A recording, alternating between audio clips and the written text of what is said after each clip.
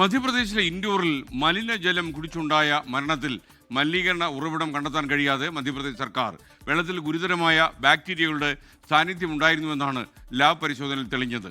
എന്നാൽ മരണസംഖ്യയിലെ അവ്യക്തതയിൽ BJPക്കുള്ളിൽ ഇപ്പോഴും ഭിന്നത രൂക്ഷമായി തുടരുകയാണ്.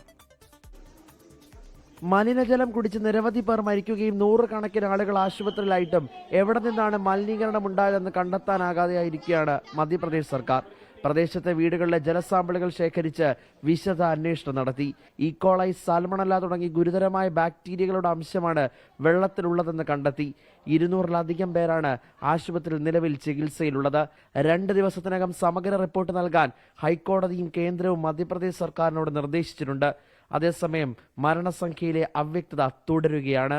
കൃത്യമായ മരണസംഖ്യ പുറത്തുവിടാത്തതിൽ ഭരണപക്ഷമായ BJPയിലും എതിർപ്പ്. നേരത്തെ പലതവണ പരാതി നൽകിയിട്ടും നഗരസഭയോ സർക്കാരോ വേണ്ട രീതിയിൽ ഇടപെടാത്തതിൽ അതൃപ്തിയും. മരിച്ചവരുടെ കുടുംബത്തിന് സർക്കാർ പ്രഖ്യാപിച്ച 2 ലക്ഷം രൂപ ധനസഹായം കൈമാറി തുടങ്ങി. വിഷയത്തിൽ സർക്കാരിനെതിരെ രൂക്ഷ വിമർശനങ്ങളാണ് കോൺഗ്രസും പ്രതിപക്ഷ പാർട്ടികളും ഉന്നയിക്കുന്നത്.